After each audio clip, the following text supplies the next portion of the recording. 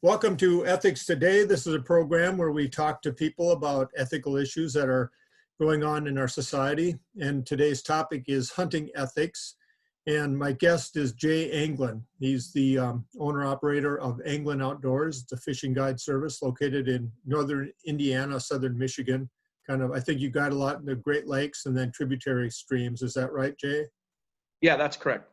And then, and Jay is also an outdoor writer. And Jay, could you just talk a little bit more about your background, what you do, where people might find some of your writings and so forth? Yeah, currently I'm pretty often you'll find me on the Ducks Unlimited website, occasionally on in the magazine. I've been published a few times in the National Wild Turkey Federation's magazine in the last 6 months. But I've been writing since high school. I wrote for the school newspaper in high school, the school newspaper in college. I work for Traditions Media, which is a huge PR firm that writes for a lot of different outdoor brands that everybody would recognize. So I'm a fairly prolific writer, which has become a lot easier these days because with laptops and the ability to work remotely, I've written some pretty cool stuff sitting in my car waiting, at the boat ramp for clients. So yeah. Well, we really met maybe 15 to 20 years ago, quite a while ago, on the duckboats.net page. It was a forum for people who build duck boats. And at that time, I really enjoyed some of the posts you made that were talking about kind of controversial issues that arise in hunting, and mainly with hunting ethics, kind of behavior of people. And then we got together, we did some hunting together on the Upper Mississippi Refuge one time, and you gave a presentation to our local Trout Unlimited Club. And so we've been in touch a few times over the years. And I just thought you would be a good person to talk to about what's going on recently with hunting ethics. And there's a lot here to cover. We obviously can't cover everything, but it seems to me that there's a change taking place in kind of the norms of the behaviors of many of the people that you encounter, especially on public lands. And I'm just really curious about what you've been seeing as somebody who does both guiding and then you do a lot of hunting, both deer hunting and waterfowl on public lands also. What are you seeing out there? Well, it's one of those things where I try to not be like that, the grandpa in the yard screaming, "Get out of my yard." But there's a couple generations here that have lost sort of touch with the tradition. Not all of them, of course, but enough of them that it's alarming. Sort of lost touch with, not just ethics, but just how you interact with your fellow outdoorsmen. I mean, we have to share a fairly finite space, and especially when you're talking about public land, and whether that's, obviously rivers and lakes are fairly public overall, but when it comes to hunting, a lot of the spots that we hunt are public. And whether that's a draw situation where we have to put in ahead of time or go to a lottery in the morning, or it's something that's just wide open, like you find, for example, in Wisconsin, a lot of places where you just go. There's sort of this adversarial approach by so many hunters and fishermen now. And with the advent of the internet, and in particular social media, those little things that were maybe sort of notable before, sometimes like on an opening weekend or in a busy area or a prime Saturday in the middle of the season, you might see a cute couple guys that you're like, man, look at that guy. But now it seems like there's this incentive to be that guy.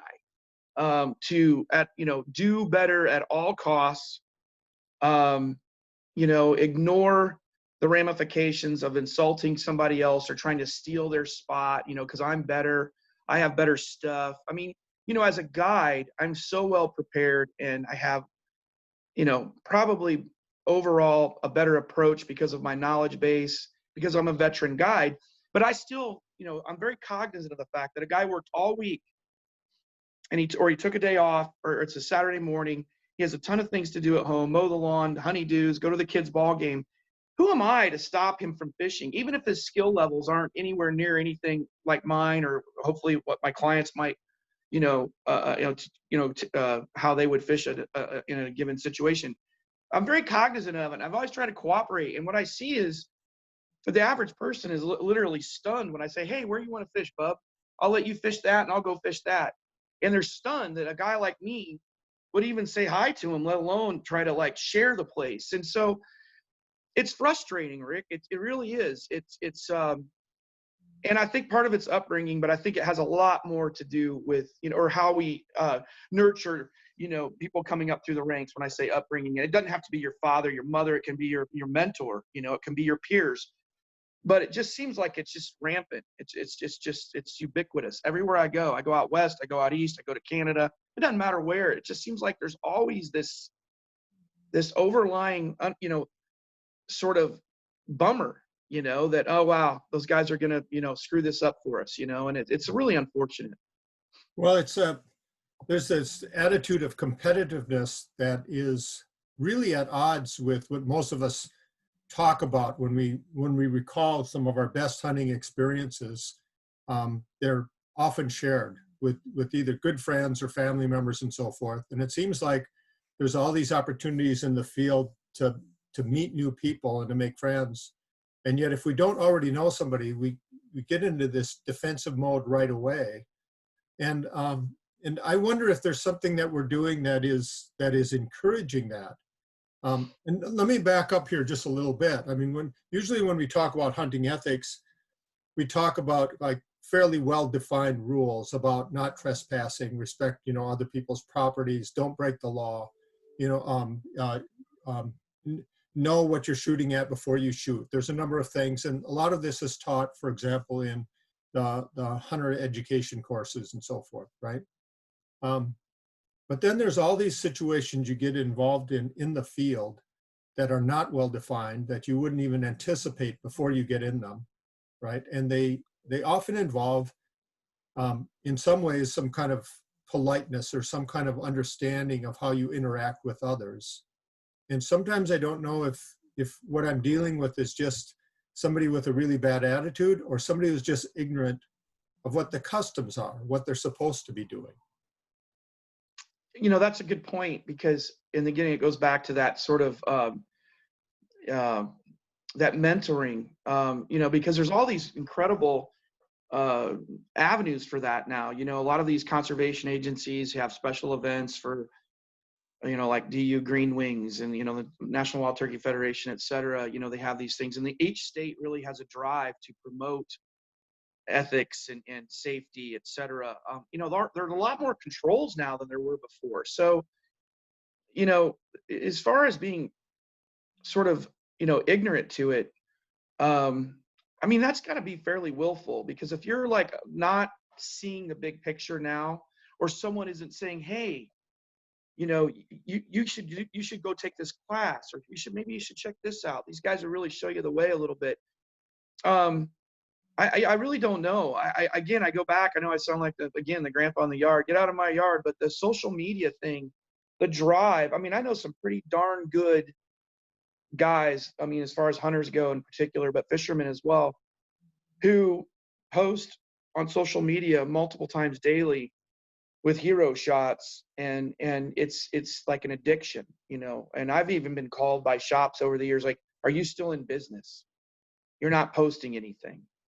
Well, I'm not posting anything because there's so many people cyber scouting now. I'm just trying to protect what I have a little bit, which then that takes into, so many people utilize this, these technologies to, figure out where to go, when to go. And that's all fine and good. But when you have, instead of having 2 or 3 guys sort of getting, that intel and gathering it, and instead you have dozens or even hundreds. The pressure on these places is just, it's immense.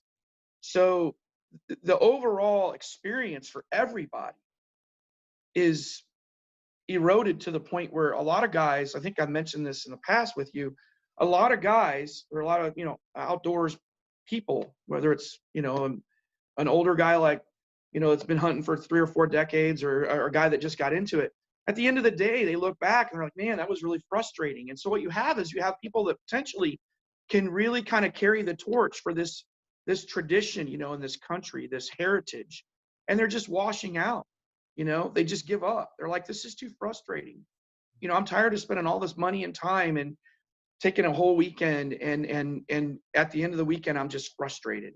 So, as far as ignorance, back to what your original question was, I mean, I do think it is a lot of times ignorance, but I also think it's kind of willful. It's not like we're not doing our job to try to nurture, that mindset. I mean, I think it's better than ever. There's so many ways to learn.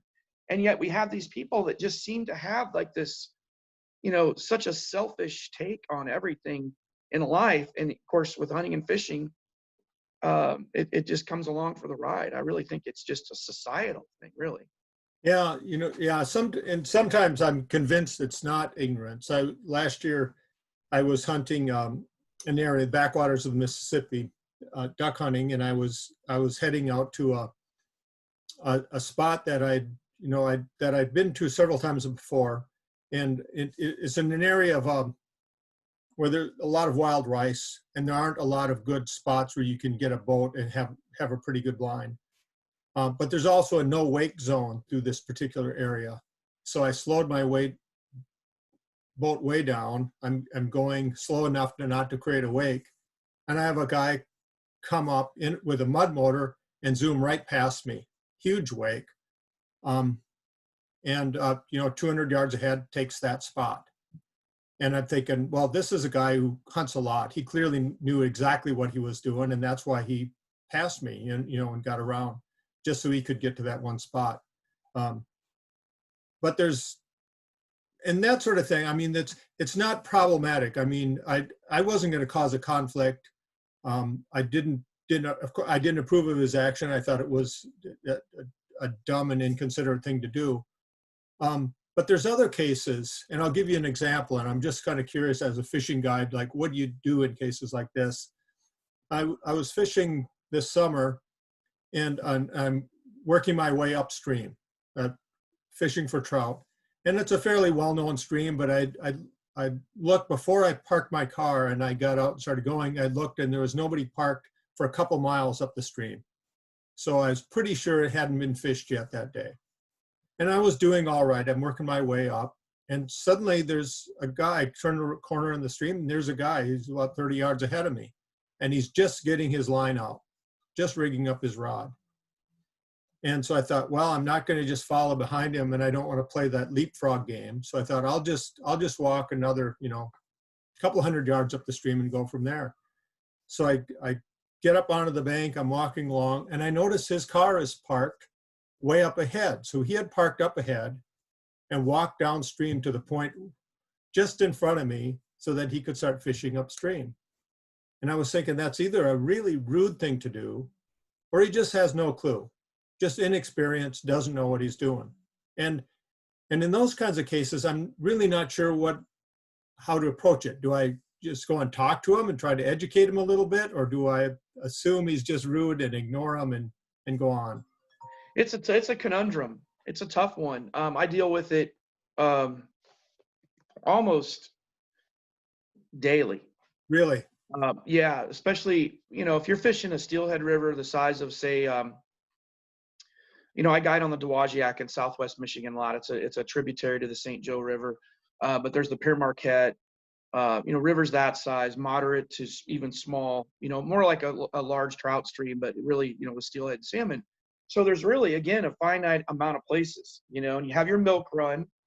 The other guides I've known for decades, we settle into this sort of regimen where, and I know this guy likes this spot and this guy likes this spot, and they know I like this spot. So unless there's some sort of shakeup that we communicate that morning or during the day, we kind of go to our spots. Any new guides kind of fall in line. You have to kind of square them away pretty quick. But there's always new anglers. Everybody has a boat now or a raft or equipment that I dreamed of having my entire life as a fly fisherman, a drift boat, a raft, a jet sled for fishing big waters. And now everybody has one. It's, it's not just guys. Half the guys I see on the river have better equipment than I do. And they're just weekend warriors, quote unquote. So I guess, dealing with that you almost have to take it on a case by case basis.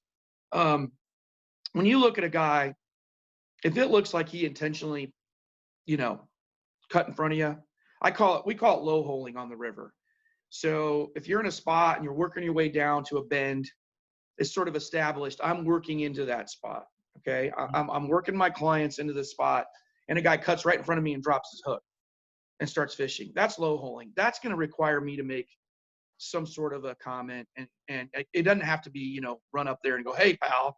It can be, "Hey man, just for future reference, if you got my back, I got yours," and that's usually how things work.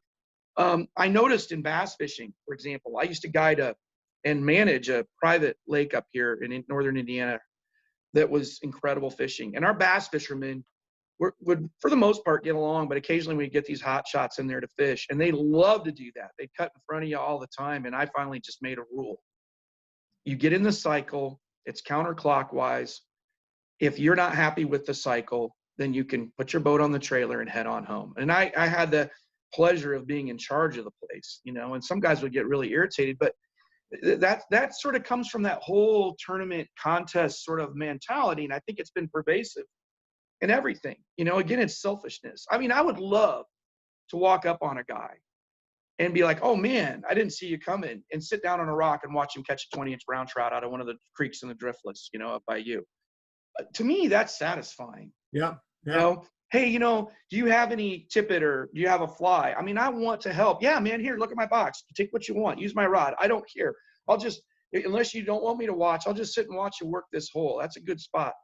To me, that's like the classic heritage of the outdoors in North America. We're conservationists. We mentor up and coming generations, and it's just getting lost. It's so competitive. It's so selfish. And like when I mentioned willful ignorance, I'm not just talking about somebody who's trying to ignore, "Oh, I don't want to be involved with this or that or the other thing." I'm talking about guys that are like saying, "I really don't care. It's all about me." It's like they're willfully being ignorant to the fact that it's unethical to do some of the things they do. Does that make sense? Well, yeah, and I guess what I'm wondering is kind of what we can do about it. I mean, I find I'm involved with our local Trout Unlimited chapter, and I think like one of the things we do there is try to hold each other accountable, but also offer opportunities for fishing with other people, so you can kind of mentor people into what's customary and expected, right? And then there's this effect of social norming where, okay, you kind of know what's appropriate and what's not, and you want to be accepted by the group. So if you're a member of a group like that, you're going to act fairly consistent with the norms. But not everybody is member of groups like that, right? Um, and I don't know what you do with can larger organizations like Ducks Unlimited and so forth. Can they do anything about this? I seem to see more, like in the DU magazine, there seems to be more emphasis on hunting ethics over the last few years, kind of recognizing that this is becoming a problem. Well, there's certainly is again, it goes back to, this drive from these fish and wildlife agencies, the feds, and every state, these conservation organizations. The ones that really jump out to me again are TU, DU, NWTF, and there are others that also are doing a good job with it. But back to what you mentioned about Trout Unlimited. I guess I can't think of another organization that has more ability, or at least programs designed to mentor, or every chapter I've ever been associated with, I've donated. I've lost count of how many trips I've donated for fundraising and stuff. And I mean, they have outings, and they get together, and there's a camaraderie, and guys are going on trips together, and they're forming it gets cliquey sometimes, but the bottom line is they're on the same mission. It's like to, do things right, and do it in a way that's cognizant of conservation issues, and contribute to those, restorations, et cetera, stream management. But, again, there's so many different avenues for it. And there's article after article, like you mentioned, Ducks Unlimited magazine, the #1 outdoor magazine in North America right now, or at least in the United States. We're pushing 700,000 issues a month, or a quarter. however many issues they send out. Yeah, it's like it's like 670 or something. But the point is, I don't know. I mean, the states are working at it. Again, I think it's just societal, and it's like we have to change not just this what we're talking about. We have to tell people, stop cutting off people in the, in the passing lane. Stop, all these kinds of things. It all goes together. It's just, I wish we could change it quicker. I think we're doing a pretty good job of trying. You know. Um, so I want to ask you, when you're operating as a guide, do you ever have situations where you have a client who breaks the law in some way, violates one of the game laws, and then you have to figure out how are you going to handle it? I'm just, I've done it myself. And there's always a question, like, what's the appropriate response to this? Do you self-report? And I'll give you an example. A few minutes, I ran into this with my kid the first time I took my kid deer hunting. But I don't know how you handle this with other adults. With kids, it's pretty easy. And you're pretty sure. Well, I'll tell you, like my son, the first time the youth hunt, he had shot a buck, but he also had a doe permit. So we went out again to fill the doe permit, and he saw a small spike buck against a backdrop of corn stubble, and just didn't see the antlers. And I didn't take the time. This is partly my fault. I didn't take the time to look through binoculars real carefully. From what I saw, I thought it was a doe too. And I just asked him if he was sure it was a doe, and it turned out it wasn't. So he had 2 bucks, and so we called the game warden, and and game warden was really good, really understanding, and just talked to him about the seriousness of making sure what you shoot at and so forth, and then took the deer and gave it to food donation. But for adults, for most of us, also the penalty can be so severe and seems so arbitrary that it is really tough to know sometimes, what you do in the case where you make a legitimate mistake. So I'm just curious did you ever run into this as a guide, and what do you do about it? Yeah, I'm pushing 25 years hunting and fishing guide, and I've had some pretty sketchy stuff go down. I've never had to, thankfully, because I was being observant and very cautious. Usually you can get a good feel for, if somebody is prone to these things quickly.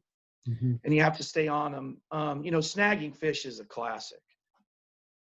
If you were to go to Michigan today, to all the salmon rivers up north, and you could somehow just freeze frame everything and then have some sort of way to zoom in on each fish that's hooked, I would guess 80% or more of the fish that are hooked this very minute are foul hooked. Really? Yeah. Now, Yeah. if you hook them in the mouth, we call it flossing or lining. You hook them in the mouth, about the mouth. Yeah. That's, this is why I don't guide salmon, frankly, this time of year, because it's so alluring for a guy to be standing there. He's, again, this is his one big day. He's waiting in a gorgeous setting, this beautiful river, and there's dozens or hundreds of salmon, and they're huge. They're 15, 20-pound salmon or bigger. And, I always say fly anglers in particular have to learn how to take no for an answer. Fish are spawning. They don't show any interest. You move on. You try to find a big male that'll chase a streamer and snap at it because he's being protective. That's about the only way to do it. Early on, a couple weeks ago, you can get him to eat things. Right now, you can still get a few to eat. But if you have a guy that's just ripping all day long, I just stop it. They have a saying for it. The Michigan twitch, or they have different names. Where at the end of every drift, you pop your rod because chances are there's a fish there. I just stop it. I nip it in the butt quick. I won't tolerate it. It's created a lot of strife over the years. I've had guys just flat out tell me to get bent and, let's call it a day. That's okay. If that's what you want to do, go find somebody else that's unethical. But, as far as like an actual act of I mean, in that case, you know, if a salmon is foul hooked, even if it's accidental, I mean, I just say break it off right away, break it off. We're not going to mess around. We're not going to land it and pretend like it's, you know, we're still going to release it. No, we break it off quickly. Um, you know, but I've had situations where guys do things in hunting where they raise their gun on things that are fairly unimaginable. I guess the worst one I ever had was I was guiding a pheasant trip and I had a guy shoot at a bald eagle, Hmm. literally Wow. soaring overhead. I go, wow, look at this eagle. And I heard shot hit the bird's wings. It was probably 75 to 80 yards over us. I almost tackled the guy. You know, I mean, I grabbed the gun, opened it up, popped the shell, the empty and the loaded shell out as an over and under. And I said, if you ever do that again, I'm going to break this gun over your head. And he didn't understand. Like, he came from a place where shooting a bald eagle would be really cool because you could get it stuffed and put it on your mantle, you know. And I had to educate him. If that bird would have been injured and wounded, I would have 100% called, you know, I'd have called it in. What do you do? It was fine. It didn't even phase it. You know, it flew around, flapped its wings, landed in a tree, flew off. I mean, I could tell it was healthy, and thankfully it was. But things like that, man, I mean, that's just inexcusable. And, you know, what are the odds that I say, wow, look at that beautiful bald eagle? Bam. I mean, come on, really? And So those are the people that just honestly, I don't want to be around. I don't want to guide them. I don't want to be in the same field with them. And that's tough when you're a guide because there's a lot of pressure to succeed. And if you have that guy and he's a repeat customer and he's bringing back clients, if you don't have rock solid ethics, it's real easy to get tempted into being a guide that allows goofy stuff to happen. And you see it every year, in particular with waterfowl, with baiting, and you know, that's wanton waste is another one. Yeah, it's unfortunate. well, and something like waterfall ID is really difficult. You have to be pretty experienced, and so you have limits, say on wood ducks. You know, you have mallards and gadwall, very difficult to tell apart unless you know, you've been hunting for some time. And you know, limits, say on hen mallards, things like that. Very easy to go over the limit if you're not careful. Um, and but it seems to me a lot of those they can be legitimate mistakes. You can be very careful and still make mistakes once in a while, and that's very different than intentionally disregarding what the rules are. And again, it's willful ignorance. I mean, if you can't read the regs, if you hire a guide in your fishing and hunting and you have no idea, like to me, I can't imagine spending $400 or $500 on somebody and not vetting that person, A, and then B, like looking at the regs and just saying, oh, okay, well, we can do this, we can do that. And just having, I mean, to me, I should tell people, hey, before we go out, I want you to read and send them a link, but I don't. You know, I should maybe. You know, and back to the waterfowl thing, a friend of mine in this early teal season that just ended, he'd never teal hunted before, and he has a really great spot. He wanted to take his nephew hunting, and I said, well, goose season's open, and there's teal. You know, there's a lot of teal around. And I talked to him a couple of days later. I said, how'd it go? He goes, well, we shot one goose, and that was cool. He shot it, and then he said, you know, I think I had some of those blue-winged teal come in. I mean, they have blue wings, right? And I said, yeah, on their shoulder, you know, the back of their wing.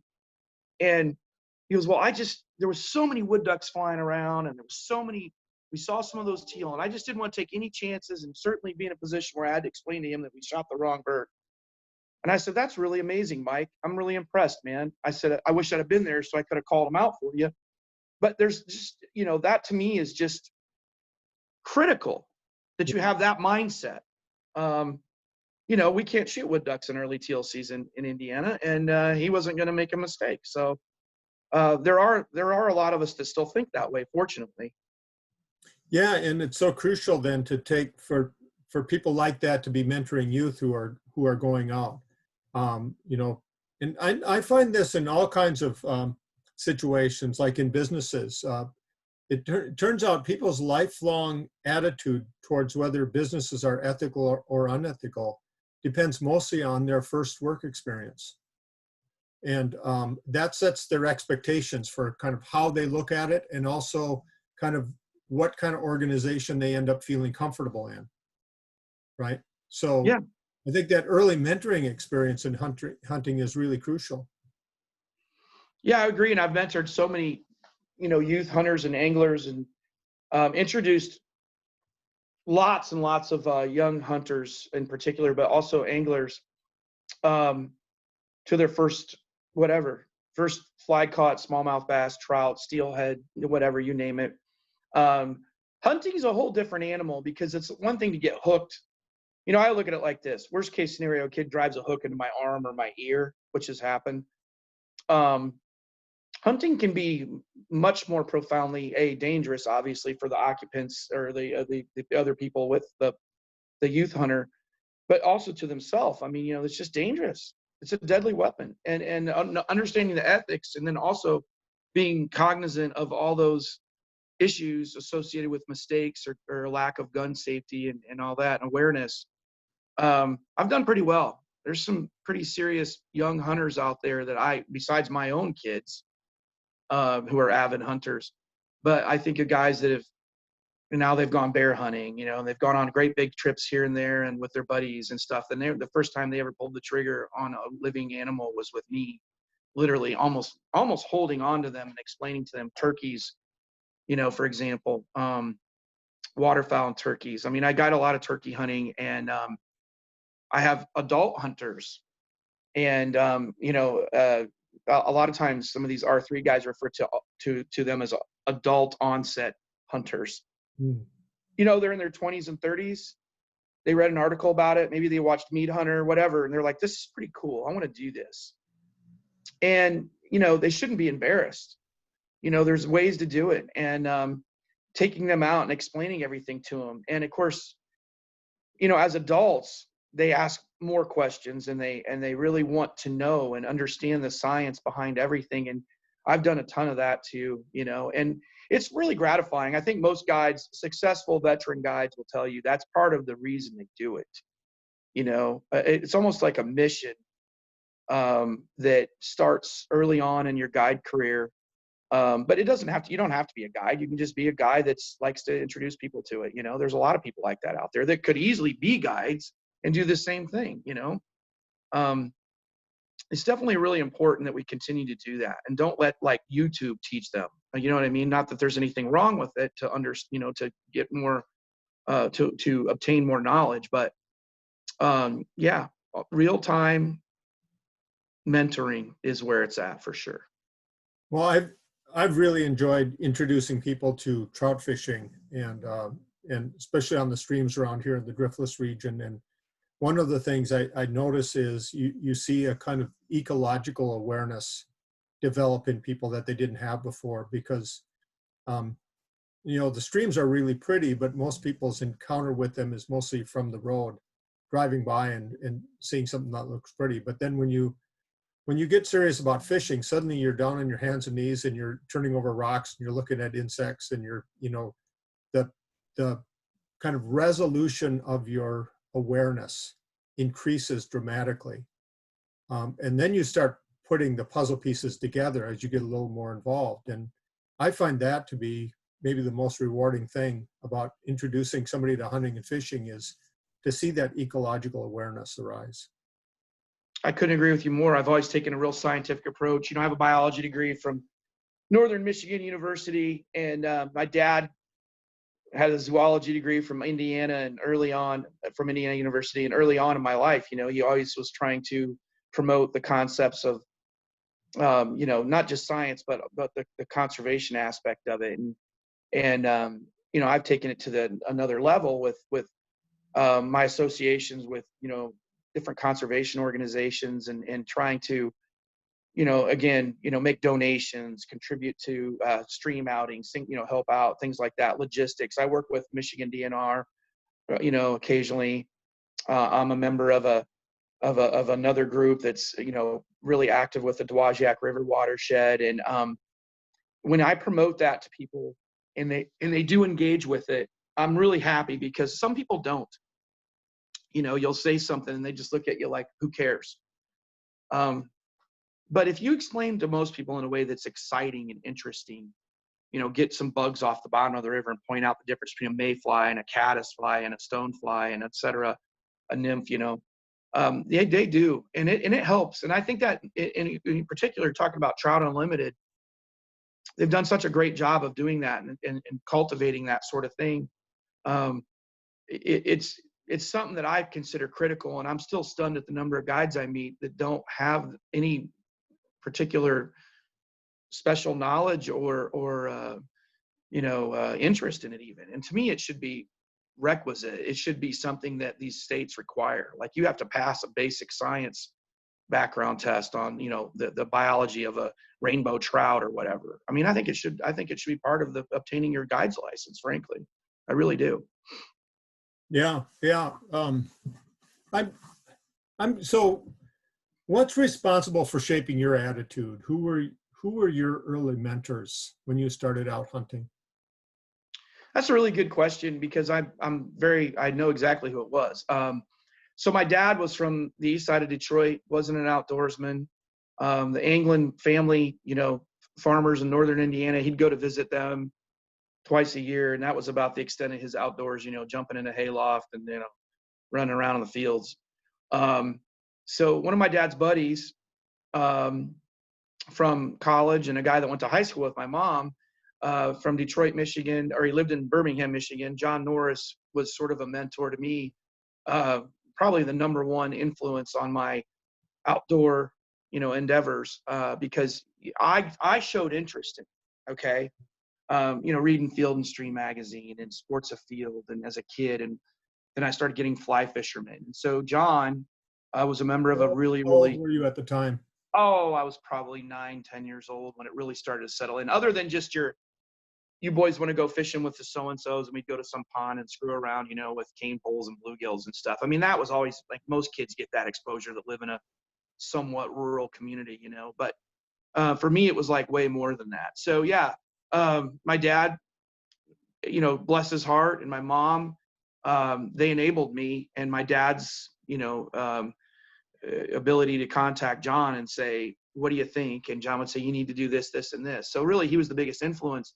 And then later on, we would go to this really exclusive club in northern Michigan and visit them. They were members of, and that was really where I really sunk my teeth into it. It was pretty amazing, and I was very lucky to have that because most people don't. I mean, stock trout, and lakes full of fish, and incredible hunting, huge club, and that was really it for me. But again, the ethics and this gun safety and all that were absolutely critical from the get-go. And that was the ethics part. Really, my dad was somewhat uncomfortable with the thought of, killing animals. He wasn't an anti-hunter by any stretch of the imagination. He's just a very compassionate guy, and it just wasn't in his wheelhouse. Okay.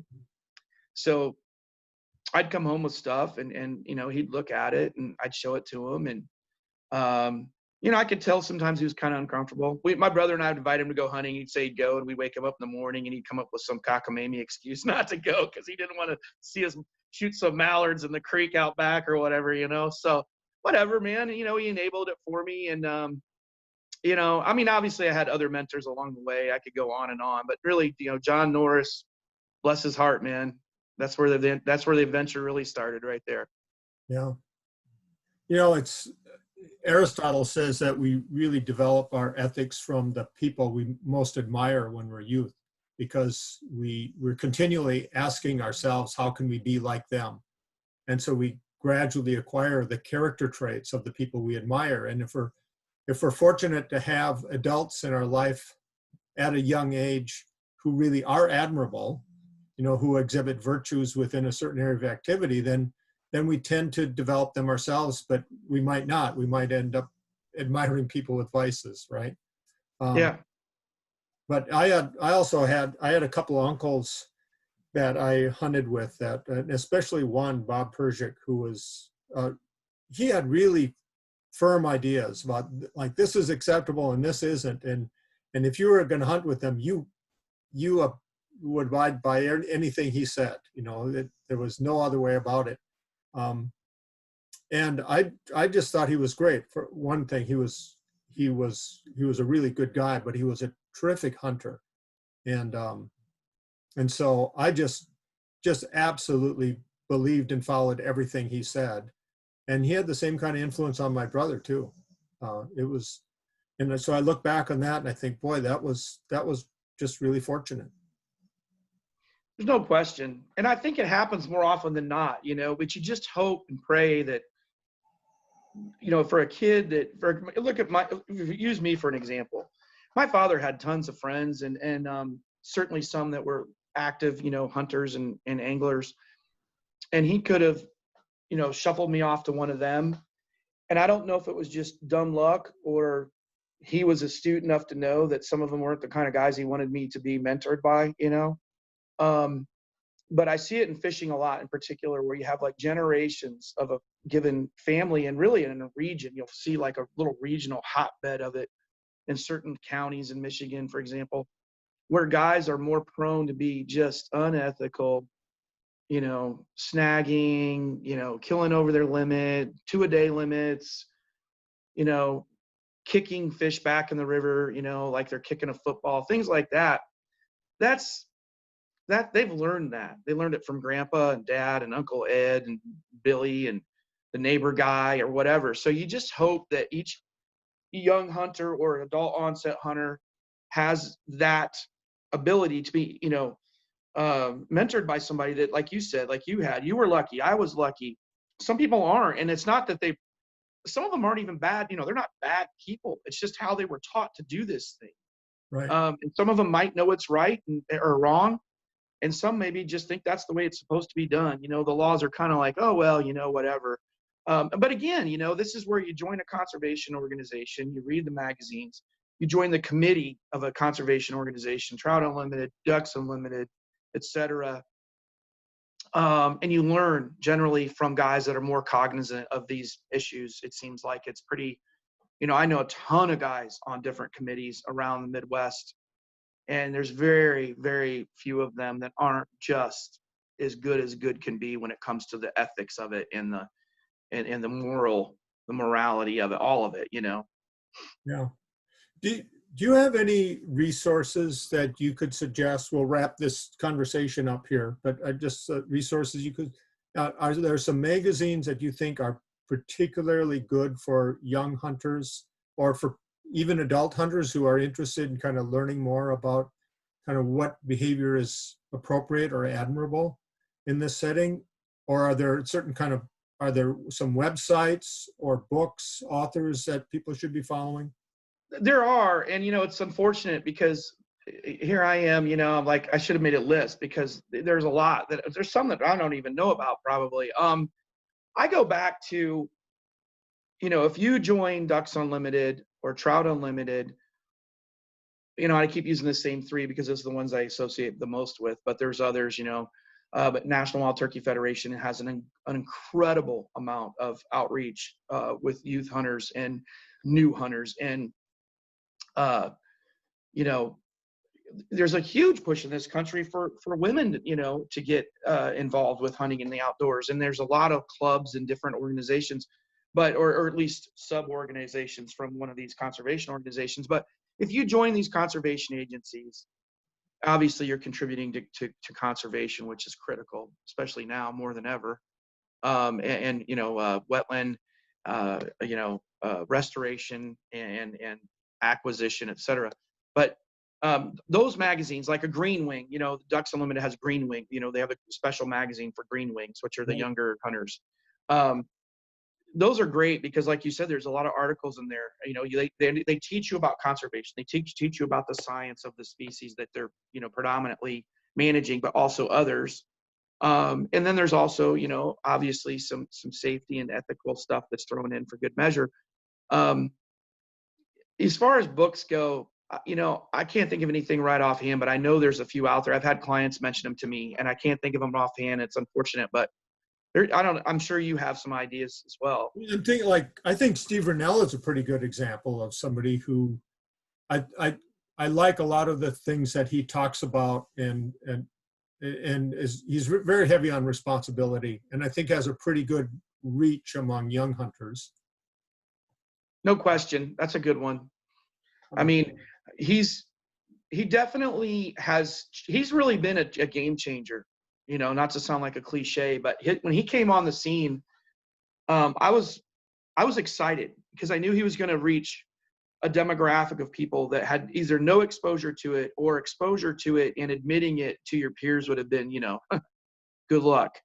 And he's made it mainstream enough that there are people that I would have never, ever, expected to be hunters or anglers or involved in the outdoor heritage, and they're becoming avid, and again, like you mentioned, they're coming from a place that's definitely, they're starting the right way. I guess that's the best way to put it. They're cognizant of these things. So yeah, Steve's a great example.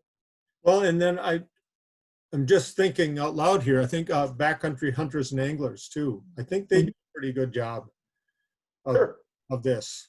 But I mean, because they're not pushing the competitive aspect of the sport. I think that's kind of what we started out with, and I think there are these people and organizations that are pushing more I think, ecological responsibility and so forth. So BHA, I think, is a good example of that. Sure. But I don't know. I mean, for every one of those you mentioned, there's all these others that are, TV shows and so forth that are all trophy shots, and I don't watch them, so I don't know. Yeah, I've actually record almost all of them on my DVR, and the other day I went through and I think I deleted 80-90% of them, because a lot of it, I've been in the business long enough, and when I worked for Traditions, I did a lot of the shows, ICAST and ATA, and of course SHOT Show in Vegas, and these shows are awesome, really good people. I mean, a lot of them are just, they didn't just fall into it. A lot of them are they worked hard to make a living out of it. You know what I mean? Whether it's a product-based income or it's media generated income or whatever, but they're living the lifestyle they prefer, and they figured out a way to do it and still feed the family, put tires on the truck. So I was really exposed to the best of the best. I mean, I broke bread with them, I drank beer with them. I mean, it was fun. But again, the whole idea of a guy going out on a TV show and shooting, well, it was a slow day today. We shot one greenhead and this nice wood duck, and we're going to go home and cook them. That isn't going to sell. You have to have straps, you have to have limits. And I guess as a guide, I'm just as guilty as sort of setting my bar, in a way that makes me feel like if we didn't do really well, it wasn't that great of a day. That's a terrible mindset, but it's so pervasive in society that's difficult not to do it, and certainly the expectations of most of my clients are higher than they should be, on average anyway. So it's unfortunate. Again, I think it's just societal. It's the way we are now as a people, Well, I tell you what, I'm so grateful for, to how hunting has kind of, what it has added to my life, I guess. I think it's really enriched it. But I'm also grateful, I think, for kind of growing older in this sport. I went out this past weekend, was opening waterfowl season in Minnesota, and I went out really early, set up, and kind of listened to ducks flying through the air overhead that I couldn't see, because they're in the dark, and all these other shorebirds. You listen to the marsh come to life, and then I shot 2 ducks. And just watched. I shot 2 because I that's all I'm going to eat. I figured before the next time I hunt. My wife doesn't really like ducks, so it's just me. Kids are gone now, so I'm not going to fill the freezer with it. I'm just and I don't. What I want to have is experiences. I tell myself every time I'm hunting for experiences out here, and certainly had that, and it's amazing. So it's a very enriching thing, but I've kind of gotten over the need to get limits and, like, I guess, stoke my ego in that way, and it's a good feeling. Yeah, and frankly, I'm not quite there yet, but I do find myself, as each year goes by, having less concern for it. I've met guys who said, well, I used to do it and I was just crazy for it, and then I just kind of decided I didn't need to do it anymore.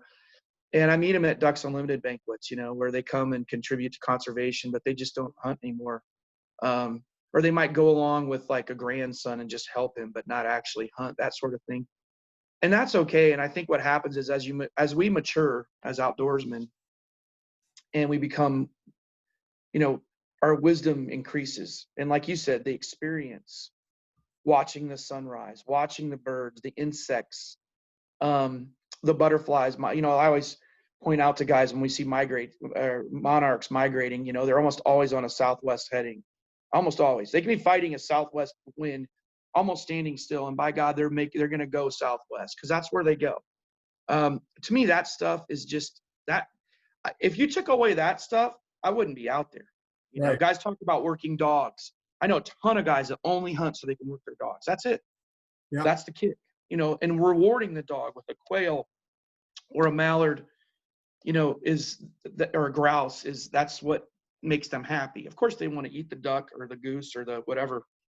But yeah, I definitely think that's the progression. And I can't say as I'm going to be sad when that happens, but I suspect eventually I'll get there where it's like, okay, I'll take the grandkids and show them how to set up spread and sit back and call a little bit. And I'm just going to set my gun down on the bottom, over here in the corner and not even put a shell in it.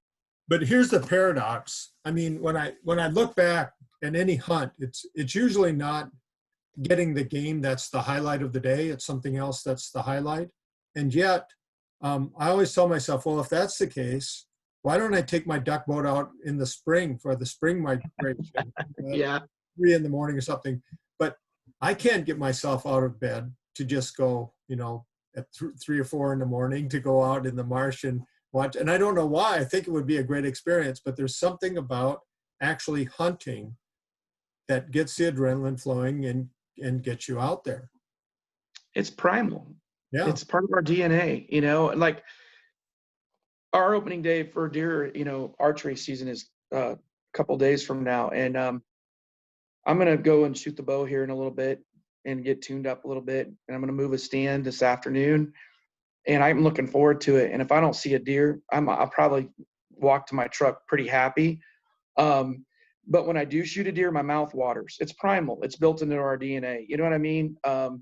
So I think that's part of it too, because we spend so much time confined within these walls, and we're still at the end of the day, we got a little caveman left in us. You know what I mean? Yeah. So there's definitely something to that. I truly believe that. Well, last year was the first year in a long time I didn't get a deer, and it was a really disappointing season. I mean, I spent a lot of pleasant days out in the woods, but not getting a deer made the whole thing a disappointment. So I'm not beyond that, but there's so I mean, I think 2 of my most memorable experiences in my lifetime hunting were one time as a youth sitting on a hillside in the woods overlooking a little pond, and there was a shelf of ice. It was in November, ice was just forming, and a family of beavers was playing on the ice, and they were playing tag. I mean, that's the only way to describe it. These little, Sure.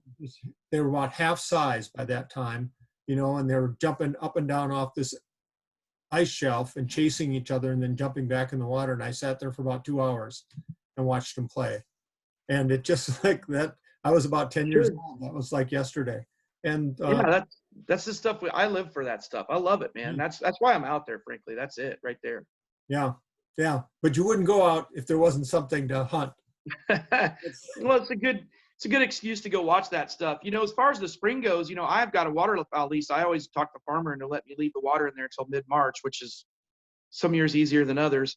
But the number of birds that come through in the migration, northward migration is much more dense. Yeah. And, I mean, I'll be out in the flooded cornfield and see sea ducks out there that are pushing up to Lake Michigan and they just stop to take a break. But, taking a camera out for guys that want to do that, taking a camera out, investing in a camera. I mean, you can get a really nice camera with a good lens for about the same price as a really good waterfowl shotgun. And you can buy a used one and save a lot of money. And believe me, the used ones anymore, the way they clean them up, I mean, there's no reason not to. But that's one of the things I've tried to do more often. And it's really gratifying, to sit there and get a great shot of something coming in, full plumage, breeding plumage. And that gets me out there too. I've been doing that a lot the last few years. But Well, you've got some great photography on your website. So for anybody who's still listening at this late point in the show, go to Anglin Outdoors and check out that photography. It's really incredible. So Thank you. thank you, Jay, for this conversation. And it's always good to talk to you. I hope Well, it's been a great pleasure.